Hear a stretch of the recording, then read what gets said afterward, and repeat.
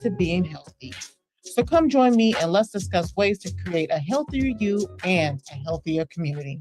This February, history comes alive in our community. Rainier Avenue Radio proudly presents the 2026 Call to Conscience Black History Month celebration, a month-long experience honoring the people, places, and stories that shaped Seattle and the nation. From powerful exhibits and live conversations to original storytelling, performances, and community dialogues, Call to Conscience connects past, present, and future. Told by us, for us. Experience the Black History Month Museum, special tribute, live radio broadcasts, family programming, and voices from across generations, all centered on truth, culture, and legacy. This isn't just an event, it's a call to remember, a call to honor, a call to act. Join Rainier Avenue Radio and our community partners this February at the historic Columbia City Theater. For the full schedule of events and updates, visit calltoconscience.org. Call to Conscience 2026, where history speaks and the community listens.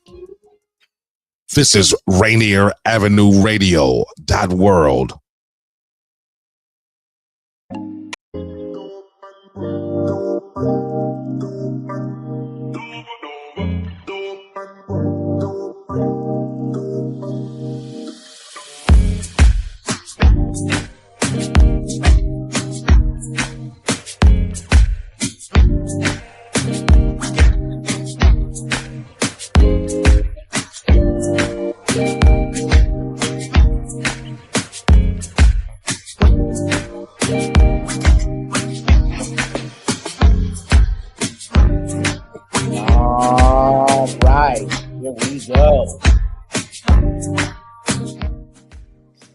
Sports Weekly. What's going on, y'all? Yeah, there we go. Reading stuff on the side, but hey, here we go. Well, I mean, what is there to say? They are one win away from the Super Bowl. The Seattle Seahawks. An exciting win over the San Francisco 49ers. A little bit of a surprise because there's obvious blowout. And we're going to dive deep into it, much as we can with Corbin Smith. He was there. I was there. And again, for those that, I don't know, can you be a sport fan and turn into this show? Probably. Anyways, the score was 41-6. And Rashid Shaheed, opening kickoff, 95 yards, and just set Lumen Field electric. So that was really good. And then the defense just dominated. So a lot to talk about. Let me add just in that same sentence that then what happens? Zach Charbonnet injured in the second quarter on a run. And that was some devastating news that was confirmed by Mike McDonald yesterday. But he's out for the season. So we'll kind of get an update from Corbin, what he sees, what he thinks. And the Seahawks have a couple moves that they can make there. They've got two running backs on the injured reserve.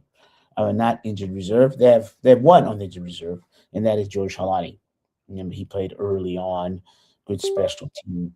But what they really have is they have two people, Velius Jones and also Cam Akers, who used to play for, you got it, the Rams. So here's what I'm going to do. I'm going to go right to D-Money, my little nephew. Y'all know him. Actually, I should call my other nephew and see how the show went. Us Maraire is involved in music and sports, and also people don't know the medical profession and academia. So we're just not about music in sports. There's just a whole lot of, we're actually more academia than you would think, PhDs all over the place. But I digress because I'd love to know how the show went. That one that was hosted there at Columbia City Theater. And that one, my nephew, was Yanai.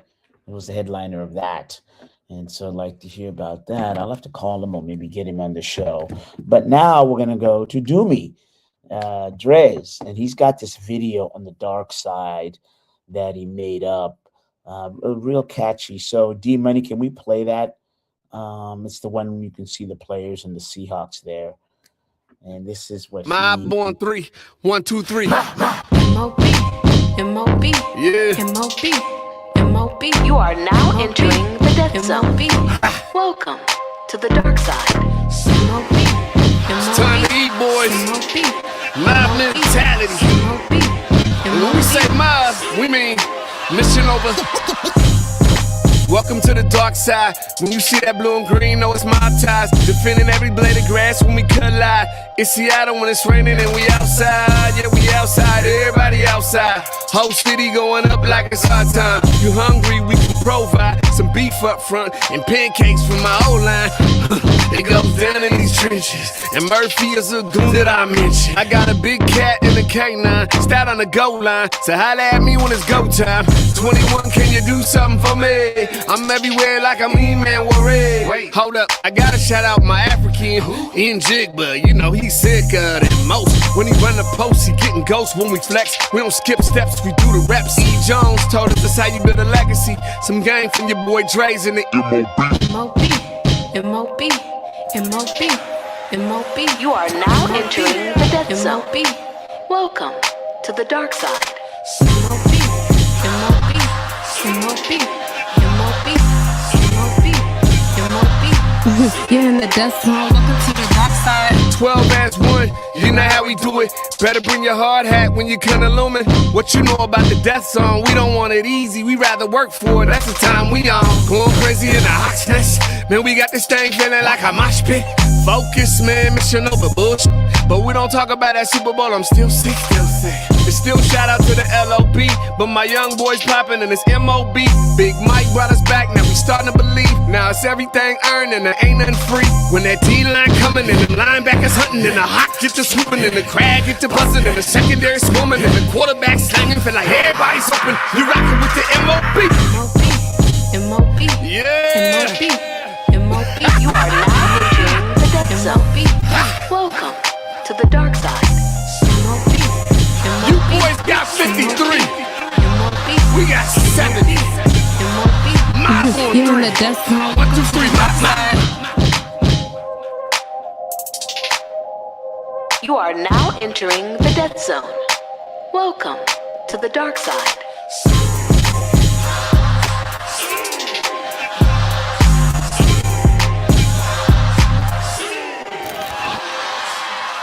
All right, there you go. Kind of catchy, wouldn't you say?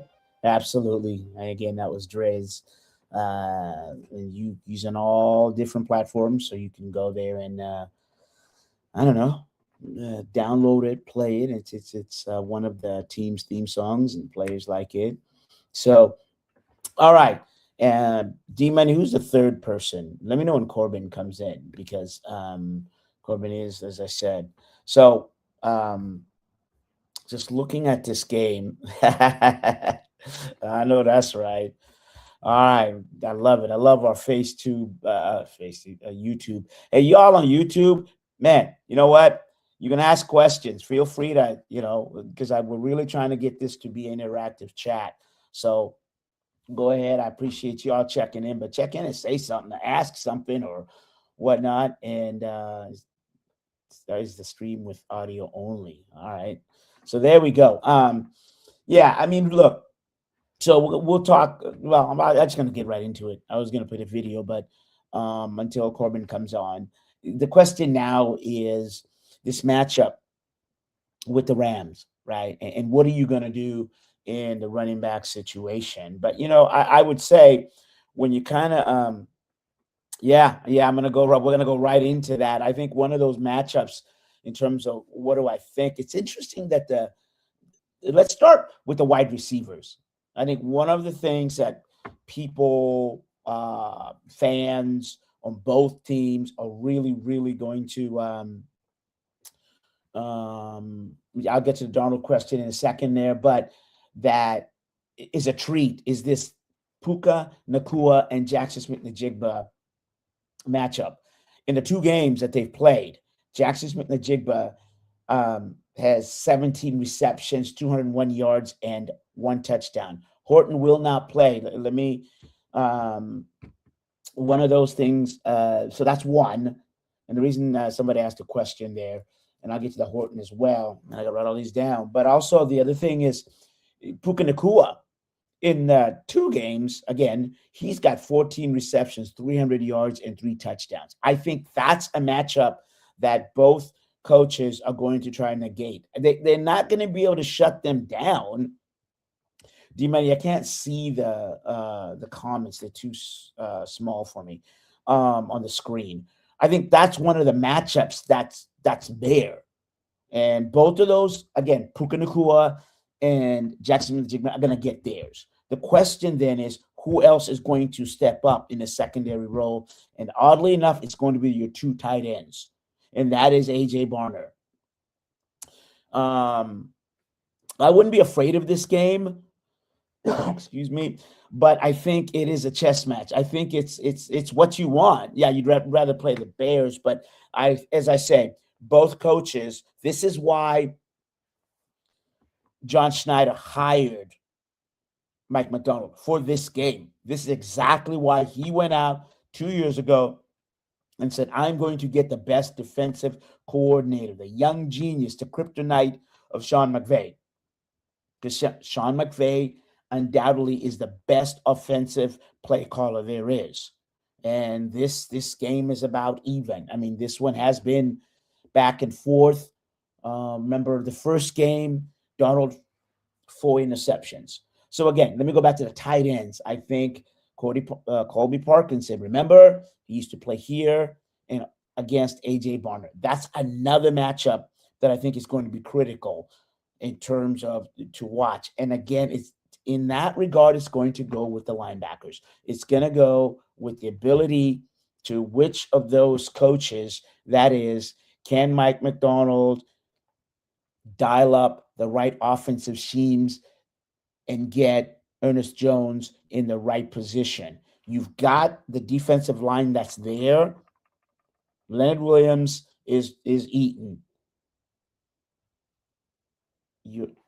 And I would say the other one, Jaron Reed, Byron Murphy is really the player, what he's doing, because he's taking 2.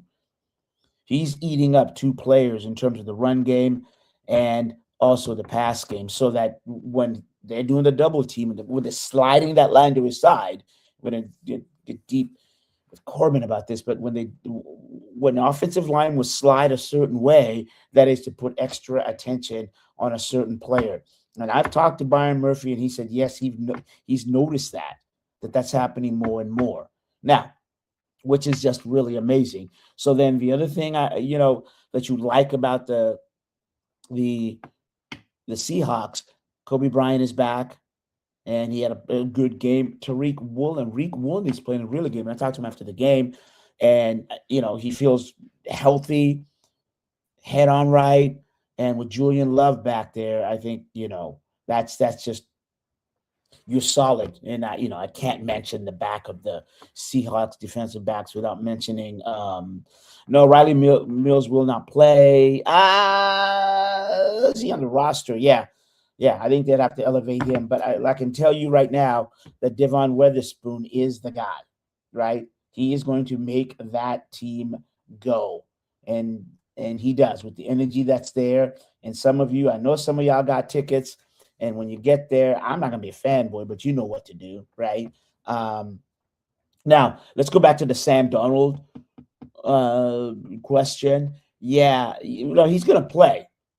And he is much more ready, that he's in a better position now in terms of dealing with that injury. Now, one of the things that you got to understand is that he did take this medic Tetarol, and it kind of, for the oblique muscle. And that's why he didn't come out. Remember, there's 2 warm-ups the players do. There's the one they show up, like at least an hour and a half. They're on the field. And then so when they're out there, they go out and they warm up in their T-shirts, shorts, and whatnot. Some don't even wear anything just to make a statement. Now, after that, they go back in, because that's the one to kind of see if there's, you always hear about the pregame warm-up. That's the one they're testing everything, the agility and everything else, just in terms of their strains, sprains, anything to see that they're ready. Then they go back in the locker room, and then they put on the pads, and then they come out in their formations. And those are the ones, if you're at the game, y'all, when you're early, you can kind of see who's going to start. So what the Seahawks did with Donald is, rather than having him go out on the first set of warmups, he told us he threw in the Seahawks locker room. Now, if you've ever been in the Seahawks locker room at Lumen Field, it's big. It's big enough. Okay, let me be specific, right? Big doesn't just give you anything. It's probably, let's say about 20 yards. No, let me see, 10, 20, 30. I'll ask Corbin about this, but it's about 30 yards in terms of, all, with the lockers all aligned. And now I'm going to be about 15 to 20 minutes late. All right, that's fine. And so that's really how the length of that. And then in terms of, so he was warming up in there. And that was critical to see whether he was going to be able to play. And so he was fine for the most part. He was obviously under pain. There's just no doubt, he was. And let me tell you, what it does when you have an oblique muscle is that if I'm facing you and then I turn to my right with the ball, right, I can do that with a little bit of discomfort. What I can't do with an oblique muscle is then turn to the left. Why is that important? If I'm scanning down the field, and let's say I'm looking to the right and I'm dropped back and I'm looking for Smith-Njigba on the right, that's fine. He does a curl route. He does a go route. 15 down, let's say A.J. Barner does. He goes 10 and cuts inside. What I'm not going to be able to see is, let's say, Rashid Shaheed on the far left side, that route. And that's what's limiting, has limited Darnold in that perspective. That's what limited him, but he got better and he kept warm in the second half. All right. So, I think some other matchups here that you're going to, take a look at is who steps in at the running back position. Velus Jones and Cam Akers. And Jones had 8 carries when he subbed in. Remember, Charbonnet got injured in the second quarter on that run. And so then you just, depending on whether you're there or whether in the TV, you heard that, okay, he's injured. But the Seahawks did a really good job of masking that, or I wouldn't say not needing him, but playing without him. And because Ken Walker was just on fire. You saw that just in terms of how many yards, 116 yards there. So when you're running the ball there, if you ask me, Cam Akers is the veteran, but they obviously went with Velus Jones. So in that, they like him. And what the Seahawks will do today, and I got to tell you, we won't know until tomorrow because they're off today, and that is George Holani. Remember, he started early in the season, so now he didn't start, but he was on the 53-man roster. The Seahawks can make one more move. That is from the injured reserve to designated to play. Now, remember, no, you're not. You're not out of call-ups. You can make as many call-ups as you want and can from the practice squad to the normal, to the game day roster. What you're out of as a Seahawk is you'll have one more move you can make, and that is to go from injured reserve, designated to play. Designated to practice. Now, remember, if you're designated to practice, the team has 21 days in which they either have to, 21 or 28. I'm going to Google that. I do not want to tell you, but I think it's 21 days to be able to, 21 days to return to practice. And why that's critical is you have to, 21 days it is. And so it's 21 days. And in that, so that's no good. Yeah, it's okay. In that 21 days, what you have to do is you have to go out and either put the player on the 53-man roster, or you have to leave him on injured reserve list, or he has to go through waivers. And so that's the decision they will make. Look, I think this game is going to come down to the wire. This isn't going to be a blowout. Why would you expect it to be a blowout, right? I mean, the first two games were close. And again, as I said, both of these coaches are mastermind. What you're going to look for, McVay is going to try to exploit the Seahawks defense where Nick Emenwari is another one. But by running Puka Nacua just behind Ernest Jones and in front of Julian Love and Kobe Bryant, because the Seahawks will go to a nickel and a dime package. And so what happens with that means you've got multiple, obviously, DBs out there. So now the Seahawks have to account for some of the other Rams receivers. And in that, the Seahawks will try to, say, all right, Ernest, take a few steps back, right? But then you also have to be careful, because if he takes a few steps back in terms of his coverage, trying to get Puka Nacua behind him, the Rams then will run the game. They'll run the ball. And so those are, again, some of the, these matchups that are going to be real critical. And the last time they played, see, that's the key. If you look at the Rams defense, let me go back to the Seahawks. If you look at the Rams offense and Puka Nacua as well, and I talked about, you got Davante Adams. Do not forget that. So you have to respect Davante Adams, right? Heisman Trophy winner. So if you're not going to account for him, well, he's going to burn you. So that Adams deserves some attention, which then say if you've got Julian Love kind of playing that 2 deep, 3 deep zone, then you're going to take Davante Adams underneath, or you're going to take Adams down. That is down the sideline route, because what that will do is that will then take one of your safeties. Either Kobe Bryant has to follow. Now, I mean, again, so Josh Jobe is going to cover. You're going to have a cornerback on Adams, but you're going to get free safety. I mean, you're going to get safety help. The Seahawks just call them safeties. So when one of those safeties is gone, now you'll have one safety, and that's where Puka Nacua comes in. And with his route, he's going to the space that was vacated by Davante Adams. Because there's nobody there, right? Because your cornerback and your free safety are all the way down there. And so those were your matchups are. So then Mike Macdonald's going to try to counter with, all right, I'm going to show the Rams I'm going to show Stafford maybe man, maybe a zone in their pre-snap, and then definitely they have to get in there. So let me do this.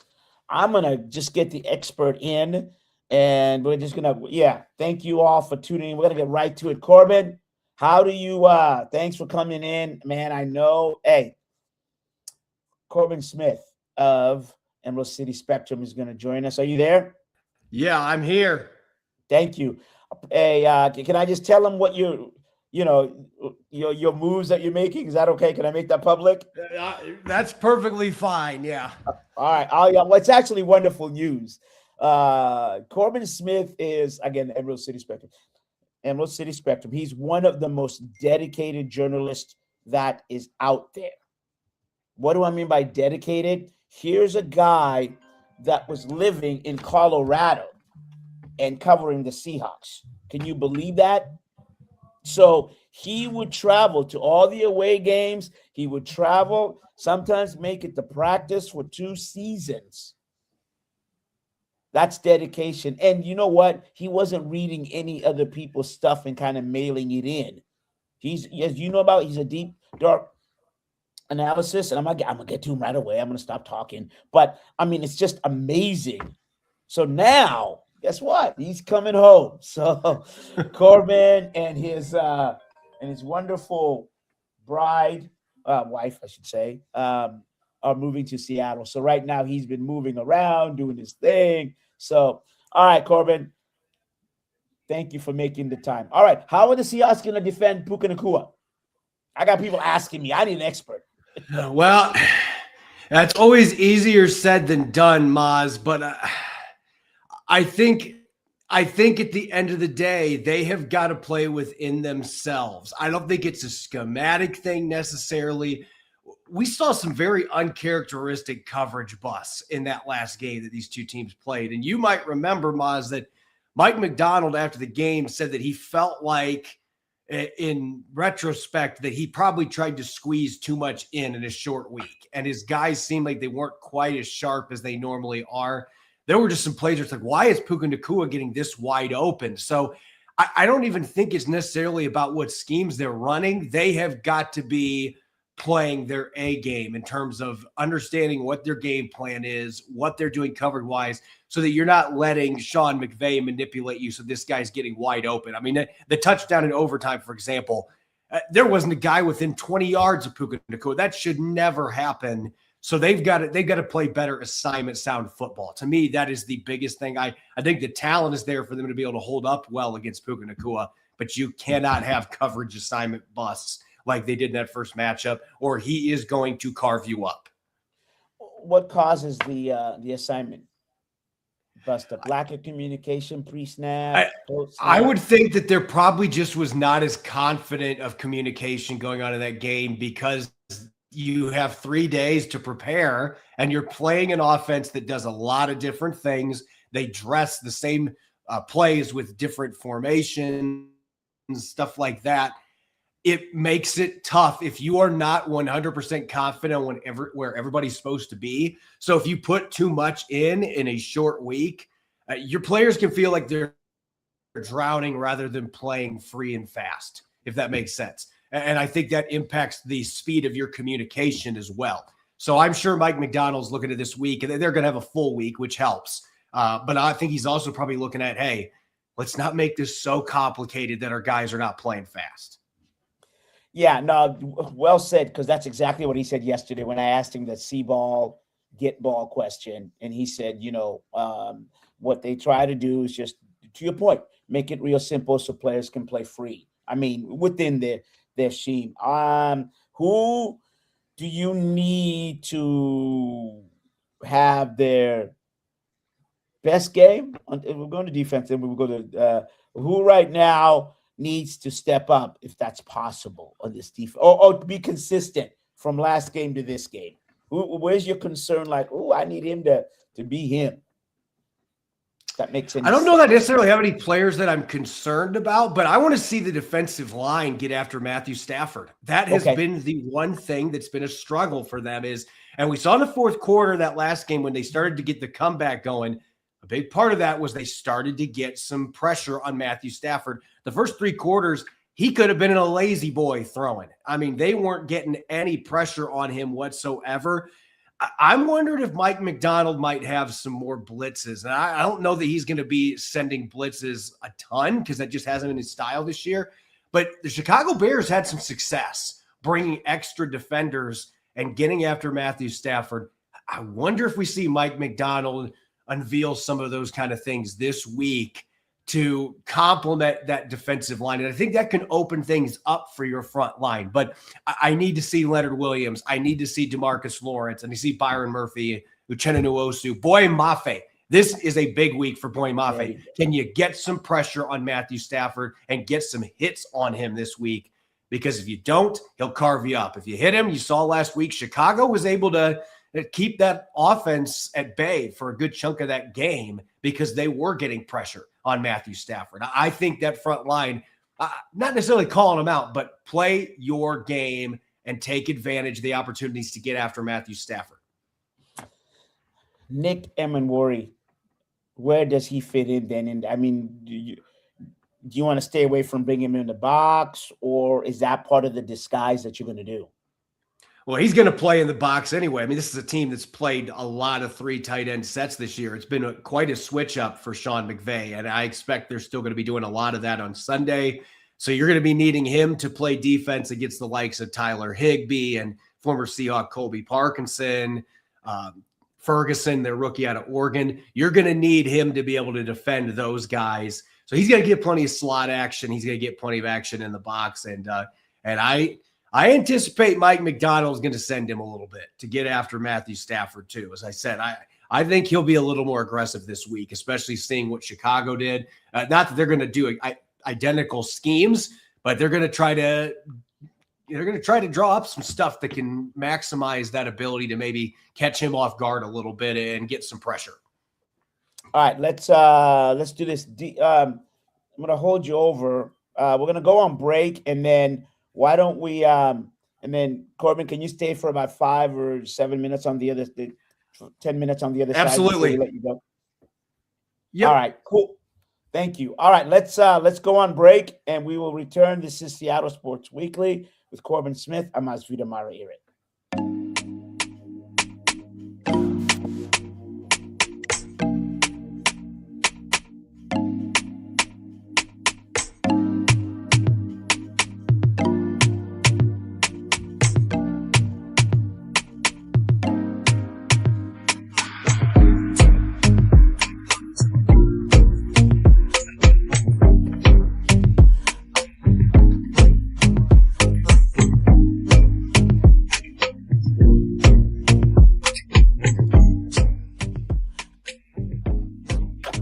Ladies and gentlemen, this is Rainier Avenue Radio.world, the station that cares about our community. This February, Rainier Avenue Radio presents the 2026 Call to Conscience Black History Month celebration. This year features a special tribute to Lenny Wilkins, honoring his legacy on and off the court. A powerful Black History Month installation on African Americans in the Metro League. An original African-rooted storytelling performed by Arsalan Ibrahim. Exhibits, tributes, live radio, and conversations that connect generations. Call to Conscience 2026 at the historic Columbia City Theater. Learn more at calltoconscience.org. Hey, community, listen to New Hope Missionary Baptist Church every Sunday, 10:45 a.m. We invite you to get up and call a friend and tell them that New Hope is on live. This is the day that the Lord has made. Let us rejoice and be glad in it. Now, our pastor, the Reverend Dr. Robert L. Jeffrey Sr. Everybody clap your hand, come on. Listen to New Hope Missionary Baptist Church every Sunday, 10:45 a.m. What do you get when culture, climate, and community collide? You get Earth Deserves More Than a Day. Rainier Avenue Radio and King County Park stew down with a week of real talk, real people, and real solutions. This ain't your average Earth Day. Tune in and feel the energy, because the movement is now. Hey, Seattle, tune in to Lidline Sports every Monday, 7 p.m. to 8 p.m. What up, yo? We are back. This is Pep, and the man that don't take no mess, Mr. O.P.I.S., Mr. Stevenson. What say you? I hope you see the hat that I'm wearing right now. That's how mad I am. I do. Man, you are angry. I just want to make that be known. Tune in to Lidline Sports every Monday, 7 p.m. to 8 p.m. Lidline Sports. Sediment cleanup of the lower Duwamish River has begun. The U.S. Environmental Protection Agency and the members of the Lower Duwamish Waterway Group, which includes King County, the City of Seattle, and Boeing, have begun sediment cleanup of the Lower Duwamish Waterfalls Superfund site. This important environmental project will address sediment pollution and help restore the health of the Duwamish River. Starting on the waterway's upper reach, construction activities extend from the South 102nd Street Bridge down straight to the Duwamish Waterway Park. Over the next 3 years, in-water activities will occur from October to February, ending in February 2027. Visit ldwg.org to learn about the upper reach cleanup and sign up for email updates. You are listening to Rainier Avenue Radio.world. Don't forget to log on www.rainieravenue.radio.world.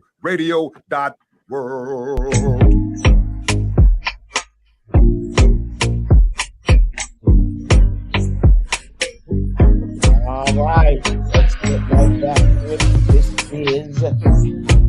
second half of Seattle Sports Weekly. Mazvita Maraire, and just really honored to have the one and only Corbin Smith of the Emerald City Spectrum in Denver. And after this week, he will be in Seattle. Well, I'm sure he'll be in Seattle, but hopefully in Santa Clara Levi Stadium in a couple of weeks. But Corbin, thanks for hanging on, brother. Let's go to the offensive side. Sam Darnold And I did look this up because Kyle Shanahan, Toradol. You know what that is? Unfortunately, I do when I was a player. Tell the audience what that has to do with Sam Darnold and Shanahan, because he let them be, right? Didn't he? I think that was a little, that was kind of a friendly, we just got our butt kicked, but here's a friendly jeer. That a guy that, Kyle Shanahan was instrumental in getting Sam Darnold's career back on track. So, he's probably thinking like, why did I do that? But I had to make the comment about the Toradol shot because let's face it, the 49ers coaches had plenty of players that have been banged up and have had to try to play through injuries. So he knows what goes into that entire process all too well. So I'm presuming that that's definitely what Sam had before the game. Probably after he was tossing the ball around in the locker room, probably got it then and then went out in uniform and played and played pretty good football, even with the Seahawks not asking him to do too much. They didn't need him to do too much last weekend. Yeah, Toradol is an injection you take. It's on an anti-inflammatory shot. So that's what that is. All right. So what do you need? I mean, we're assuming Sam will be fine and he'll play, and actually with another week of rest here. But what do you need from Sam Darnold this week? Because, you can't go 4 interceptions. Week 11, right? 4 interceptions. And then you had 2 interceptions in week 16. You were sacked 4 times. Good Lord. Well, I think this game's going to be a little different in the sense that, the Rams last week had a pretty good game defensively. They only gave up 17 points to the Chicago Bears. But you look at the games before then from week 12 through the wild card round, they were giving up more than 28 points per game. They have had major issues on the outside, giving up big plays downfield. The cornerback spot has been a problem. They were hoping Ahkello Witherspoon was going to help fix some of that, and then he got re-injured. So he's out. So they've got some major concerns in that outside corner spot. You need to find that balancing act here where, like, you can't have Sam Darnold throwing a bunch of picks. Like, you can't have 3 or 4 interceptions in this game, but you also can't have him holding back, trying not to make a bunch of mistakes. You got to let him play within himself. You got to let him be able to take some of those shots downfield. I think that's going to be a bigger part of the game plan and a bigger necessity this week, especially without Zach Charbonnet, having both your running backs. I still think Seattle will be able to run the football. But I think they're going to need more from Sam in terms of being able to lift the offense and getting some of those plays downfield in this game. And it's going to be on the offensive line to give him the time to be able to do that, as the Rams have a history of getting after Sam Darnold. But they didn't do that very much in the last matchup. So if Seattle's O-line can carry that over and you can get some of those plays downfield, Shaheed and Smith and Jigba, I think you can maybe there's a chance Elijah Arroyo comes back this week. We'll see. But you got to get a few shot plays in this game. You weren't necessarily needing that on Saturday. I think in this game, it's going to be imperative they get a few of those to be able to win this one. And then in the same role, Cooper Kupp seems to be becoming part of this offense, not so much in the volume, but the impact of the. What are you seeing from him? And obviously that is helping the Seahawks offense. Fair question.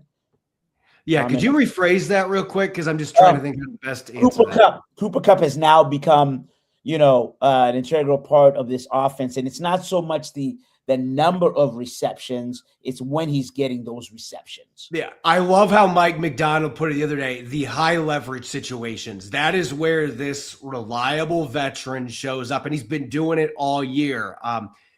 Look back at that matchup that they had against the Rams in week 16, he had a 24-yard catch in that game that set up a key scoring drive for them. He has come through in those clutch moments when they need him to show up. And he is such an invaluable player when he doesn't have the football in his hands. You don't say that about a lot of wide receivers, but he's as good of a run blocker as there is in the NFL. And I think there's a contagiousness to that. You see other receivers, they're like, man, look at this vet that's been a Triple Crown winner, and he's out here every play just blocking his tail off. Like, I'm not letting him do that and then getting caught not doing my job. And I think that's been a big part of Seattle's run game ascending. Like, if you want to have a great run game, you got to have all hands on deck, being willing to block and do the dirty work. And I think Seattle's receivers have really embraced that, because Cooper Kupp, Cooper Kupp isn't going to take, he's not going to take any on that. He is prideful about his blocking. So the receiving numbers might not be there, but he comes through when they need him to. And Darnold looks for him in those situations. And then you add into the blocking and just all the dirty work that he does. He has been well worth the contract that they paid him, even if he's not 1,000-yard receiver anymore, 100 reception receiver anymore. He does so many things that don't show up in the box score, and the stuff that does show up in the box score, high leverage situations consistently for Seattle's passing game. Yeah, and blocking is also the tight ends, right? That's been an integral part of their game. But is there something to be said that if I'm covering you and you're the tight end and I'm, the DB or whatnot, so you're blocking, something to be said that maybe I'm thinking, oh, well, he's going to block on this one, and then you do a release route, and then you catch me sleeping? Well, Seattle did that a couple times in that last matchup against the Rams, including with Eric Salbert on that 2-point conversion play, where, he's not a guy that's known for catching the football very often. The Rams just kind of got caught sleeping there. So, yeah, I think there's definitely the really good tight ends know how to do that. They know how to lull their defenders into sleep with the blocking, and they do such a good job of making all of their releases look similar too. Even if they're looking like they're going to block, they do a good job of selling that and then get out into their route. And I think all of Seattle's tight ends, Elijah Arroyo, I think is somebody that's going to have to work a little bit more on that, but he's a rookie. I think Salbert's pretty good at it. AJ Barner's become a master at that. Brady Russell has an ability to do that when Seattle uses him in that position. So I think Seattle's got some very well versed guys in terms of knowing how to do that technique wise. You were a coach in high school. So going back to the run game, do you maybe put the fullback, more formations with the fullback in there along with Ken Walker, or is just me thinking stuff? Is that an option for the Seahawks? I believe that Oots was out the last game these two teams played as a healthy scratch. I have to go back and double check that, but it seemed like Seattle kind of pivoted away from the fullback. I think they go back to it this week, and I think it boils down to what they want to do in January football and establishing that physicality up front. Really force the Rams to bring up an extra defender to deal with that extra guy in the box, get some of those play action opportunities, and then take advantage of your one-on-ones with the corners and the outside. Seattle's had opportunities. Rashid Shaheed had Forbes burned in the first matchup, and Darnold just underthrew it a little bit, and Forbes got his hand on it and broke it up. Could have been a long touchdown.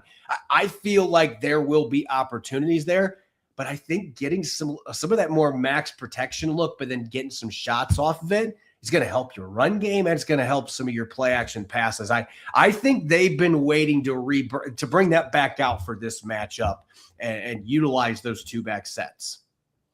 Okay, and what move are you going to make you can only make one more, right? That is from the IR to designated to practice, and we kind of figure you would think that'd be George Halani, right?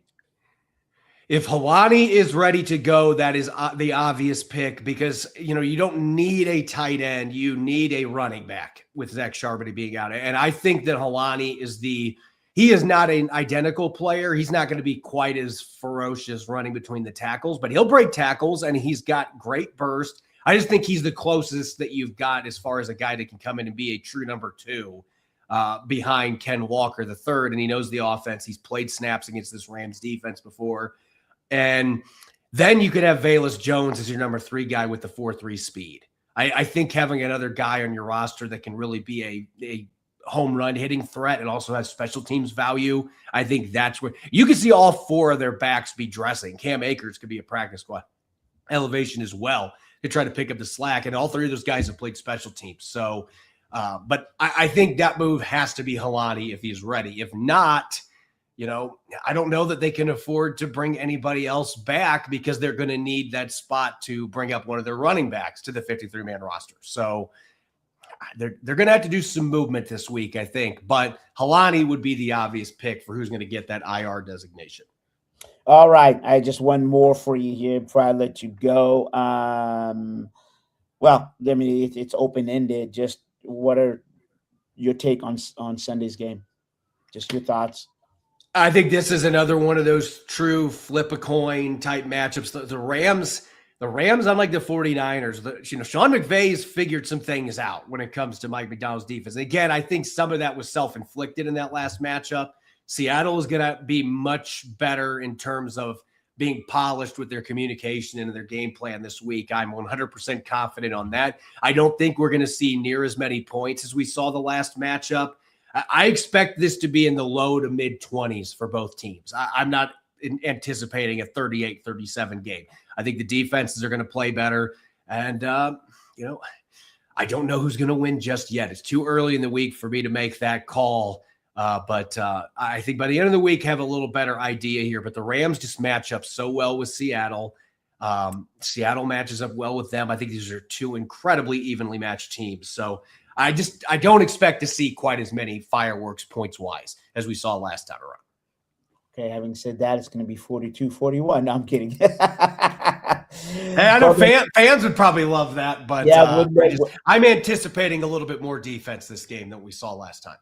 Yeah, well said from X's and O's perspective. All right, Corbin, thank you. He is Corbin Smith, Emerald City Spectrum. Appreciate you, and I'll see you Sunday, brother.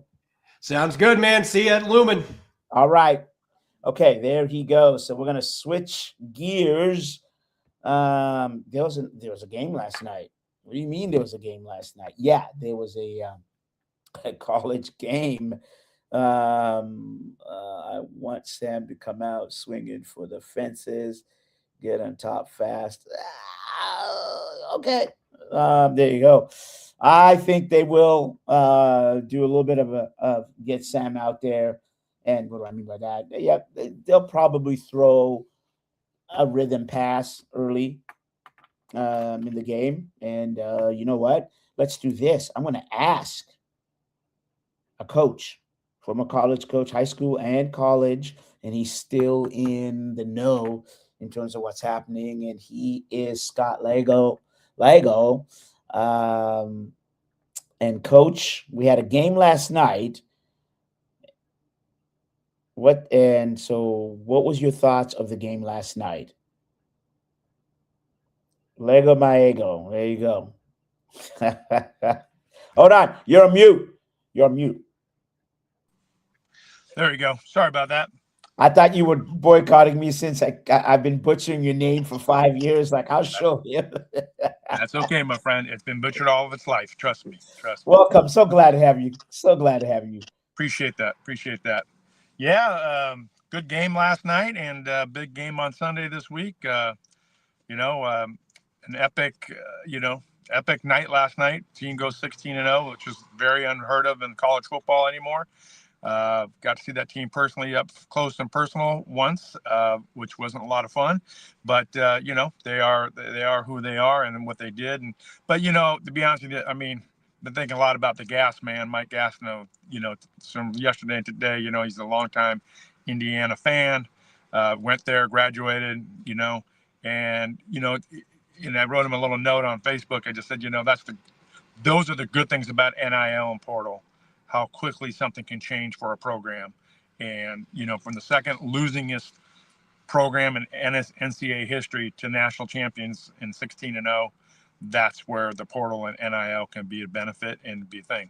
I guess my only other question would be then, or not my question, but my comment would be, is it sustainable? Will this, model continue to work for Coach Signetti and do that? I think it was, personally, this is my personal opinion, I think it was magic in a genie in a bottle.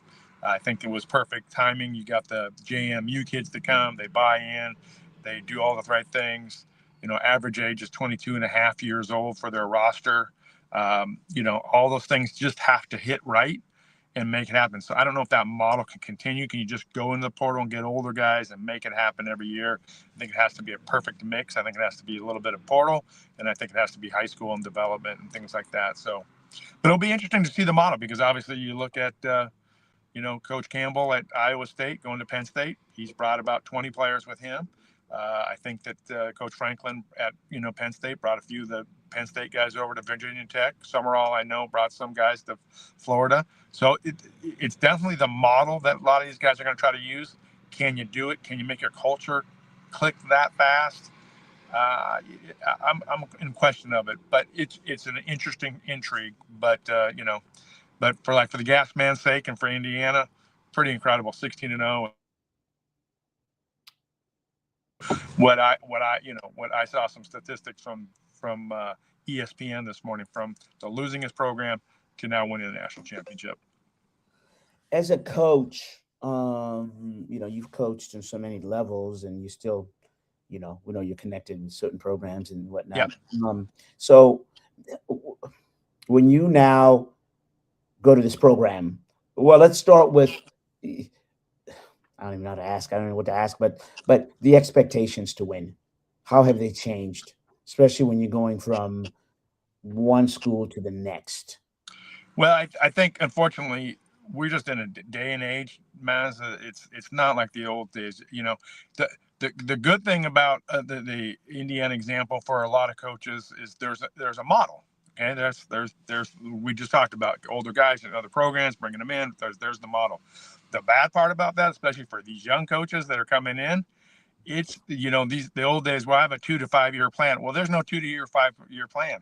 Coach Signetti did it in 1 year, and so you got to start. The ball has got to be rocking and rolling. You better have a great personnel department that you're bringing with you that really can identify talent, how the portal can work to your advantage quickly. And unfortunately, you're talking about crazy expectations. I mean, look at Lane Kiffin this year. Maybe, we can argue if he would have been there, if he wouldn't have been there, but maybe his best chance to maybe win the national championship with Ole Miss, but rolls to go to LSU. And now he's trying to do the same thing down at LSU. And he's, not really, I don't think, bringing a lot of Ole Miss players. And so bringing the staff, but can you do it? And we both know that, you and I both know the expectations of an LSU. They expect to win a national championship. It's not let's build this thing. It's we expect you to do it. We have talent base here in the Louisiana. We know we can go after the portal. We can go after guys we want, and you better make it happen. So I know the Seton kid from Colorado's down there, the big offensive lineman. How much money are they going to offer him and do those things? And so it's doable. But the expectations and what you have to do, you have to step in from day one and say, we're going to win, and we're going to win right away. And, and even to the point where you and I have talked about it in the past, could an IU win? Let's be honest, it's deemed a basketball school. It's been known for Bobby Knight. Could it do it? Well, it just proved it could do it. Will Will Stein do that at Kentucky? I don't know. We'll see. We're going to find out. So you've got to be able to figure this thing out, but you've got to do it quickly because the expectations are there. And now with Indiana winning, I guarantee a lot of the programs that are right below the cusp of the blue bloods are all like, hey, if they can do it, we're going to go do it. And so I think you just have to have the right mix. And, let's be honest and blunt about this thing too. You also have to have a pretty good booster, and Indiana had a good one in Mark Cuban. So you got to have all those things that are kind of sitting in your back pocket. So, and what does this do? Let's go inside a coach's head. What does this do to your coaching then, in terms of your messaging, getting this, getting the reps in, getting ready from first practice in the summer, right? Because it's truncated, because you're not saying, hey, we're going to play a couple of cupcakes. What's that like now when you're sitting with your assistant coaches, getting ready to say, okay, guys, let's get our team together. Here's the vision. Yeah, I think, Maz, that's a good question for two reasons. One, I think it really affects the way, unfortunately, recruiting has gone now. And you and I have talked about that with what I do with student athlete advocates. But the bottom line is this: when they go through rosters, you're either producing or you're out. There were 10,000 kids in the portal this year. 10,000. Now, I would probably argue 65-75% of those kids were probably kids that wanted to look around and see what they could do. 25% were told, there's the door. You're not going to make it here. You need to go and you need to move on. And so I think that's unfortunately the part of the realm that we're dealing with. In answering your question, you walk in and you're telling your program, we don't have time to waste, man. We are going to go 100 miles an hour, and you better hold on. You better strap up, because we are going to train like we're going to go win the national championship. We have the resources. We have the people in this building. And if you're not making it, you're not producing, you're not productive, then you're out. And we only want people that are productive and going to do it.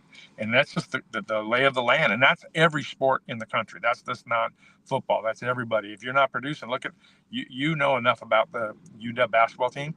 We're probably talking their 4th or 5th roster that they've had in the last 5 years. It's production and what you're doing. And it's a vision of the coach, but it's also a part of, if that's not happening, if that's not the right model or the right group, boom. They clean house, start all over, and go get another, so many guys and make it happen again. So, and you can do it now with the portal. I mean, there's enough guys. Like I said, 10,000 guys. When they say when it was at 6,000, they were talking about you can make 130 teams. At 10,000, you can make a lot of football teams with that many football players. This year I helped a kid from the Division III program here locally move up to a FCS school. But I told him to get ahead of it because I knew what was coming down the pike. And then, that was way before the 3,000, the 6,000, let alone the 10,000. So you have to have a plan, go ahead, but it's about production. And that kid was very productive at a D3 school, and it got himself a chance to go to the FCS level. So it's doable. You can make it happen, but you have to, you better be able to produce from the minute you walk in. The old days of, the red shirt, 5 years, build them up, bring them along, build the program for so many years and get bowl practices in, all that kind of stuff, that's gone. It is like you're either producing or you're gone. And we can, look at a lot of rosters. I mean, the kid that made the play last night for Indiana to win the game, where was he from? Miami, from the great program of Northwestern High School down there in Miami area. So, I mean, Indiana got a Miami kid to beat Miami in Miami. So it's just the way it is nowadays. Let's go through some quick numbers, because I'm not sure audiences or people are really aware of the numbers here. I know you're generalizing, right? So starting wide receiver, how much am I making? I mean, in general, you're going to make from about 400,000 to, if you're an elite guy, $1 million. That's crazy. All right. I am the guy behind him. How much am I making? But to your point, with a caveat that if he goes down, I'm starting, right? Like you said, it isn't like, how much am I making? You're probably right underneath that. I mean, it's the amount of money that these kids are getting is crazy. But again, it's about production. It's about what you're doing. But on the other end of the deal too, that's just so. When nowadays, when you sign two deals. You sign a one with the school, and then you do a rev share, which the rev share is based upon the dollars that brought in the money. I.e., let's talk about Desmond Williams. I mean, that's Devon Williams, and that's how they got him to stay, because he signed that deal with the University of Washington. So there's the big difference that most people don't understand. And so when you're talking about true NIL money, you're talking, I've seen statistics from $7,000 to $10,000 straight getting paid. That's a whole nother difference. And that's where that revenue comes in. And that comes from the media and all the other stuff that you have in your program and stuff like that. But the rumor on the street is the kid that's the quarterback that went to Texas Tech was getting $5 million.